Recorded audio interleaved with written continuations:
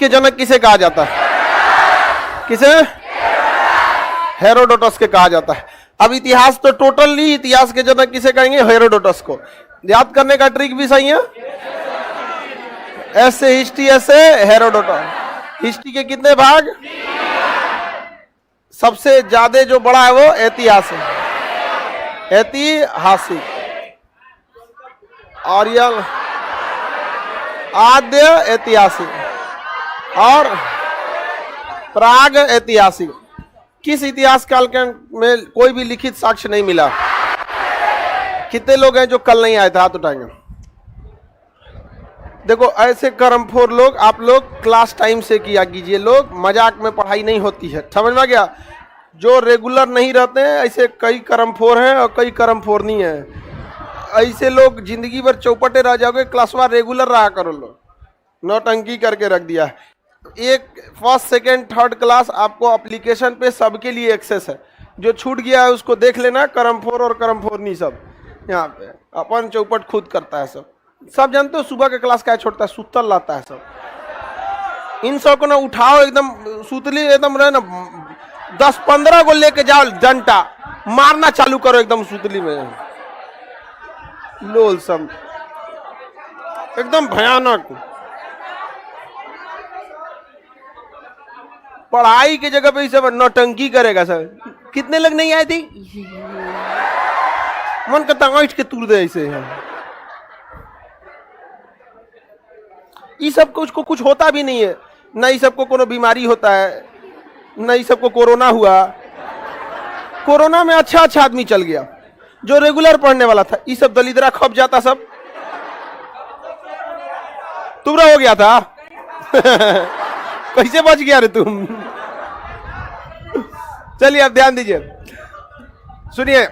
अब पूछता है इतिहास के जनक हेरोडोटस ने ज्यादातर इस इतिहास पर फोकस किया था, ऐतिहासिक काल।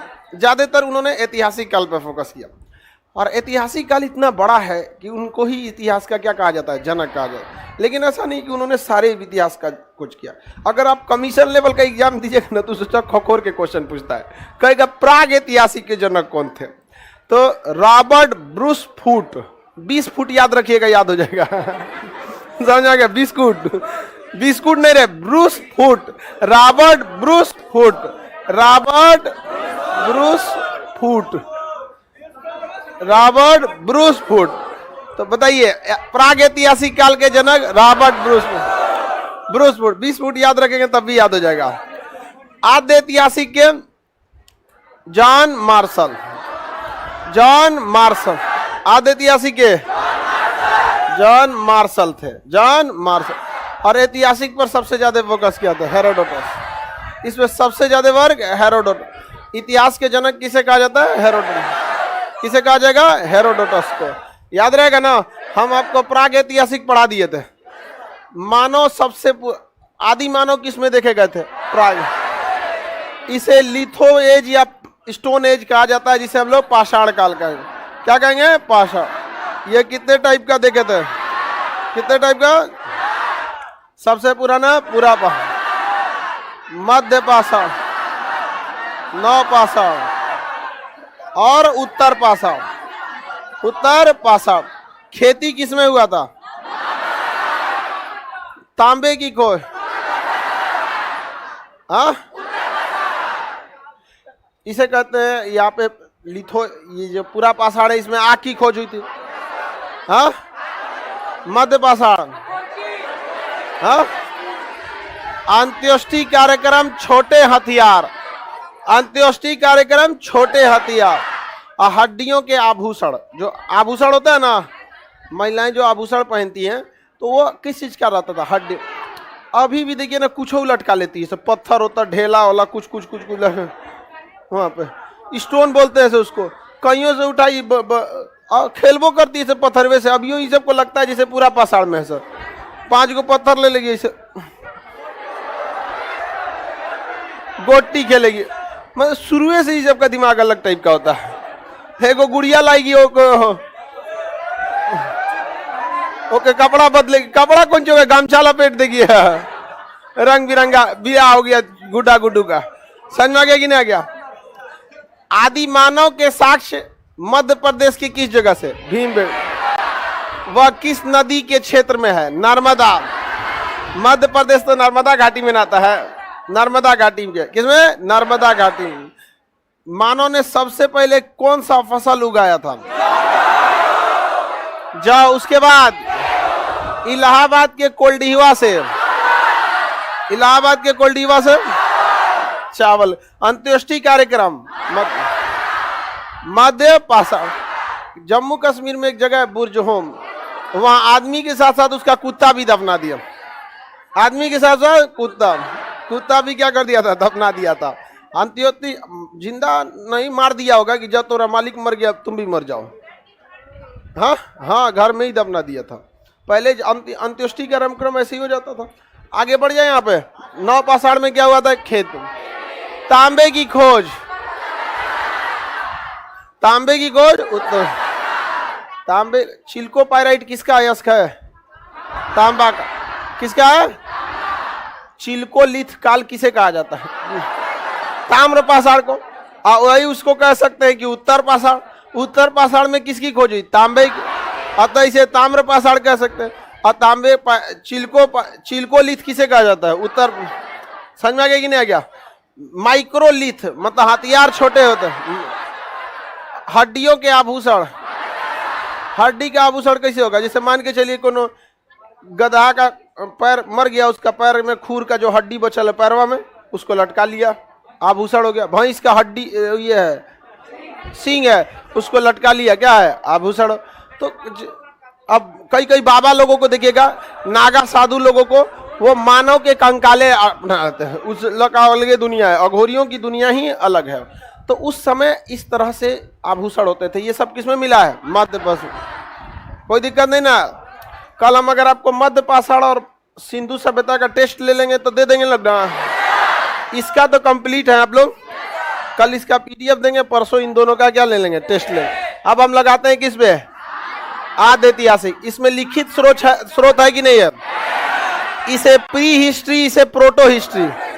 प्री हिस्ट्री ऐसे प्रोटो, ये प्री हो गया, ये प्रोटो हो गया। इसमें लिखित है लेकिन पढ़ा नहीं है। इसकी सबसे पहले जानकारी दिया था मैसेंजर। किसने दिया था? चार्ल्स मैसन। किसने दिया था? चार्ल्स मैसन। किसने जानकारी दिया था? इसका एरिया का आंकड़ा यानी सर्वेक्षण किया था Cunningham, James Cunningham. James Cunningham. इसका नामकरण किया था जॉन मार्शल, जॉन मार्शल। और इसकी खुदाई किया था दयाराम साहनी। खुदाई किया, नामकरण, सर्वेक्षण, जानकारी चार्ल्स मैसन। जानकारी चार्ल्स मैसन। जानकारी याद रहेगा ना? जानकारी किसने दिया? चार्ल्स मैसन। बताइए, प्रागैतिहासिक काल के जनक किसे कहा जाता है? Bruce would, Robert Bruce would. Robert Bruce would 20 foot. और मैसन इसके आदि ऐतिहासिक है। जनक किसे कहेंगे? मार्शल। नामकरण, खुदाई दयाराम साहनी। सिंधु सभ्यता में जितने शहर मिले हैं वो किस नदी तंत्र के किनारे थे? किस नदी तंत्र के किनारे थे? सिंधु नदी तंत्र के किनारे थे। अतः इसका नाम क्या हो गया? सिंधु सभ्यता। सिंधु सभ्यता। सिंधु सभ्यता जो है वह नगरीय यानी शहरी थी कि देहाती थी? शहरी थी। जबकि पाषाण काल कैसा था? पूरी तरह से देहाती था, ग्रामीण या देहाती था। सिंधु सभ्यता लगभग आकार में कैसी थी? कैसा था? त्रिभुजाकार। इसके कुछ शहर पंजाब में मिले, कुछ हरियाणा में, एक आध उत्तर प्रदेश में, थोड़ा इसे मध्य, ऐसे कई सारे शहर मिले। सिंधु सभ्यता के सर्वाधिक शहर किस राज्य में? गुजरात। सर्वाधिक शहर गुजरात। कहाँ पे? गुजरात। गुजरात में। जब इन शहरों को मिलाया गया तो आपको आकृति किस टाइप का है? लगभग लगभग कैसा? त्रिभुजाकार। लगभग त्रिभुजाकार। लगभग त्रिभुजाकार आया था। हालांकि कुछ शहर इसके त्रिभुज के बाहर भी थे, वो लगभग के लिए क्या हो गया? त्रिभुजाकार हो गया। त्रिभुजाकार। सिंधु सभ्यता का आकार क्षेत्रफल 13 lakh kilometre square, 13 lakh kilometre square. Bharat का क्षेत्रफल 32 लाख और इसका 13 लाख। पिज्जा के शेप में था, कह रहा है। अरे वही छोड़ो, पिज्जा उजा का। अब इसमें ना एक क्वेश्चन पूछता है कि इसका सबसे ऊपरी जगह कौन था, सबसे निचला जगह कौन था, ये सब के बारे में पूछता है। सबसे ऊपर में इसका एक जगह था मांडा, क्या नाम था? मांडा। पूरब में इसका था आलमगीरपुर, दक्षिण में था इसका दैमाबाद और इधर था सुतका गेंडोर। बताइए दक्षिणी जगह दैमाबाद, दक्षिणी जगह दैमा, उत्तरी पश्चिमी सुतका गेंडोर, पश्चिमी सुतका गेंडोर, पूर्वी आलमगीर, पूर्वी आलमगीरपुर। हिंदी में जिसको सम कहते हैं जोड़ना, उसको अंग्रेजी में ऐड कहते हैं। सम बराबर, सम बराबर। देखिए सबसे पूर्वी जगह स से सुतका गेंडोर, उसके ऊपर म से मांडा, फिर इधर ए से आलमगीरपुर और डी से दैमाबाद। ट्रिक याद रहेगा ना? सम बराबर, सम बराबर।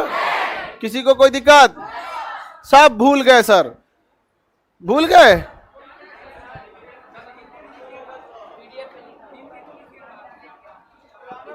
मतलब इसको पूरा लिख दे? हाँ, शॉर्ट टाइम मेमोरी लॉस। हाँ ठीक है, याद है। आगे बढ़ जाते हैं। बताइए सबसे पश्चिमी स्थल सुतका गेंड, सबसे पश्चिमी सुतका गेंडोर। बोलेगा गधा तब तो याद होगा। उत्तरी जगह मांडा, पूर्वी आलमगीर, दक्षिणी उत्तरी, दक्षिणी उत्तरी, दक्षिणी दैमाबाद, पूर्वी आलमगीर, पश्चिमी, पश्चिमी। याद हो गया? कोई दिक्कत नहीं ना? ट्रिक कैसे हो जाएगा? सम बराबर है, सम बराबर। याद हो गया? उधर बताओ, उधर तुम्हारे बगल में काला लड़का। हाँ, सबसे उत्तरी जगह, बीच में नहीं, बस वही बोलेगा। भीमबेटका वाला। पांडा सबसे दक्षिणी, सुतका गेंडोर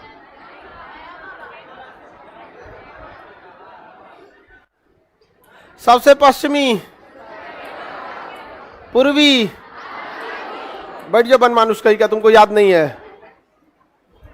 तू कौन सी पिछवा देख रही है? आगे देखो इधर।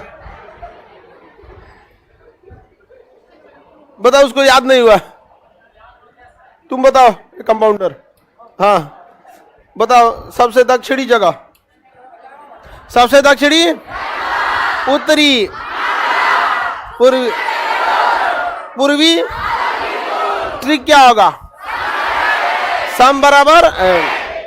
आगे बढ़ जाए, कोई दिक्कत नहीं किसी को। अब इससे थोड़ा पूछ देता है ना कि किस नदी के किनारे।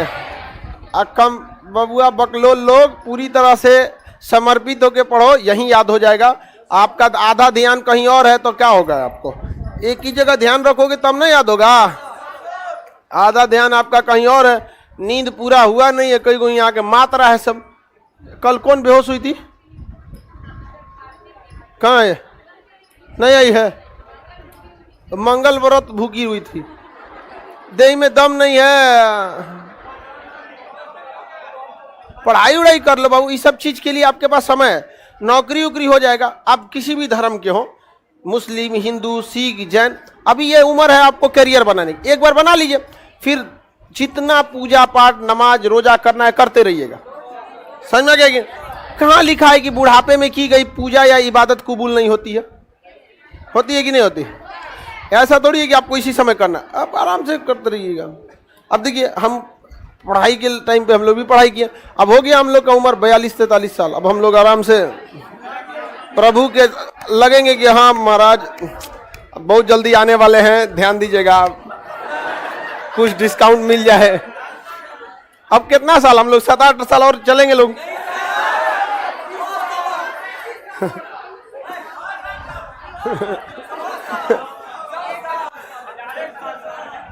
देखिए, जिंदा रहना मतलब ये नहीं होता है कि आप पृथ्वी पर मौजूद हैं। जिस दिन आपसे देश को कुछ लाभ मिलना, आप देश के लिए कुछ काम करना छोड़ देते हैं, या अब आपसे देश को बहुत ज्यादा कुछ नहीं मिल पाता, उस दिन आप अपने को जिंदा में गिन सकते हैं, बट जिंदा है नहीं। हम लोग कितना दे सकते हैं? 8-10 साल और देश को बहुत कुछ दे सकते हैं, उसके बाद जनसंख्या की जनगणना में काम। तो आप उसको मत समझिए जिंदा। जिंदा का मतलब होता है कि आप इस देश के लिए क्या कर सकते हैं। तो अभी तक तो हम लोग ढकेल के कर सकते हैं लोग देश को, गांव गांव तक आदमी किसी को क्या कर सकता है, पढ़ा सकता है। 8-10 साल बाद उतना आदमी सक्षम होगा कि नहीं होगा, ये डिपेंड नहीं करता है। तो हम उस चीज को जिंदा बोलते हैं, और आप लोग उसको कहते हैं सांसों का चलना, वो नहीं जिंदा होता, बस आत्मानों का लाएगा वो। चलिए भाई ध्यान से देखते हैं। नदी के बारे में पूछेगा। यहां पर जो ना, ये जो नदी थी दास्क नदी के किनारे, बताइए कौन सी नदी? कौन सी नदी? दास्क। नीला से लिख देते हैं नदी को, दास्क नदी। कौन सी नदी? ये चिनाब नदी। कौन सी नदी? चिनाब। मांडा चिनाब, सुतका गेंडोर दास्क। आलमगीरपुर हिंडन नदी। कौन सी नदी? हिंडन। आलमगीरपुर हिंडन नदी, आलमगीरपुर हिंडन।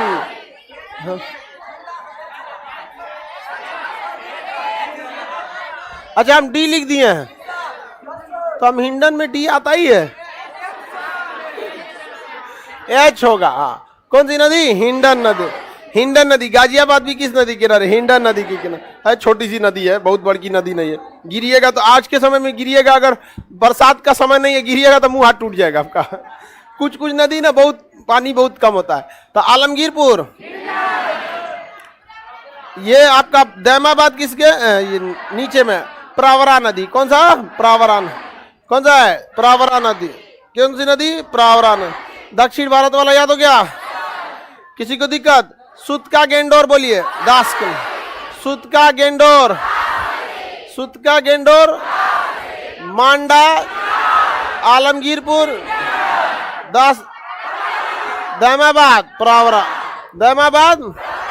इसका भी ट्रिक है डच। क्या होता है? डच। डच है पर भारत में नहीं। डच हैं पर भारत में अभी है, भारत में नहीं है, तो इसको काट दीजिए, भारत में नहीं। एक समय था जब डच भारत में थे। डच वालों को हॉलैंड कहा जाता है। डचों ने अपना पहला कारखाना मछलीपट्टनम में खोला। डच का अभी का पूरा डच जो है वो हॉलैंड के लोगों को कहा जाता है। अभी उसका नाम क्या हो गया? नीदरलैंड। हॉलैंड का नया नाम। अब वहां के लोगों को क्या कहा जाता है? डच। हॉलैंड जो है उसका नया नाम नीदरलैंड, और वहां के लोगों को डच। जैसे चाइना के लोगों को साइनो, क्या कहते हैं? साइन। पाकिस्तान वालों को आतंकवादी। उसी तरह आतंकवादी बोलते रहे गधा कहीं का। उसी तरह से नीदरलैंड वालों को क्या कहता है? डच। नीदरलैंड का पुराना नाम हॉलैंड। हॉलैंड का राजा था ना, बहुत होशियार था, विलियम ऑफ ऑरेंज। इतना खचरा था कि इंग्लैंड की जो महाराजा था उसका एक गो रानी थी, एक गो बेटी थी उसकी, एक ही बेटी, ओकरे फंसा लिया। आई फंस गई, समझ में आ गया कि नहीं आ गया? फंस गई उसी से। इंग्लैंड की रानी किससे फंसी थी? हॉलैंड के रानी। और हॉलैंड के राजा किससे विवाह कर लिया? इंग्लैंड की महारानी। किससे विवाह कर लिया? इंग्लैंड। और पूरा, अब उस महारानी थी, एक गो बेटी थी। अब हुआ क्या कि बेटी विदाई नहीं होगा, एक को नखरा होती है, सब देखिएगा ना, कान ना छेदाएगा बबनी को, खाना कैसे बनाएगी, अजब वाले, अजीब टाइप का लगता है। खाना बनाने आपको आना चाहिए, ये कोई बहुत बड़ा फाउंडेशन का कोर्स नहीं होता है जो आपको खाना कैसे बनाएगी यहाँ पर। समझ में आ गया कि नहीं आएगा? सिलाई बिनाई कुछ नहीं जानती है सब, कुछ कुछ। हाँ, सब लोग सीखिएगा लोग, जब टाइम मिलेगा तब। समझ में आ गया कि नहीं? ये सब चीजें मल्टी टैलेंटेड होना चाहिए हर इंसान को, आपको हर चीज का थोड़ा थोड़ा नॉलेज होना चाहिए। तो उसी तरह इंग्लैंड की जो रानी थी ना, वो क्या थी, कही कि हमारा विदाई तो होगा नहीं, तो रजवे को बुला लिया गया, कहां पर? इंग्लैंड। उसे कहते हैं जमाई राजा। समझ आ गया कि नहीं? जमाई। तभी से यह हो गया कि इंग्लैंड का शासन वहां के राजा के हाथ में नहीं रहे। किसके हाथ में रहेगा? रानी। क्योंकि इंग्लैंड बेसिकली था किसका? रानी। ये तो रानी फंस गई थी दूसरे जगह जाके, नहीं समझ में आ गया? उतना दूर कैसे फंस गई, यही हमको भी नहीं समझ में आया। उस समय व्हाट्सएप भी नहीं था, फोन ऑन भी नहीं था। वो आया था इसके यहाँ पढ़ने, इंग्लैंड। समझ में आ गया कि नहीं यार? ये सब लड़का वड़का स्कूले में तो करवे करता है, पढ़ाई कहाँ करता है वो सब। आगे बढ़े। देखिए, सूत का गेंडोर किस ईट, नक्काशी किया हुआ घड़ा, बिल्ली का पीछा करता। सिंधु सभ्यता के जितने शहर थे ना, उस सबके चारों ओर बाउंड्री थी। क्या थी? बाउंड्री। लेकिन चंदहुदड़ों के चारों ओर बाउंड्री नहीं थी। चंदहुदड़ों के चारों ओर बाउंड्री नहीं। कहेगा कि क्या सिंधु सभ्यता के शहर दुर्ग से घिरे थे? दुर्ग मतलब किला या दीवार थे। सिंधु सभ्यता का एकमात्र शहर जो दुर्ग से नहीं घिरा था, क्या था? चंद। कौन था? चंद। अब आगे का क्लास कल समझा देंगे। किसी को दिक्कत?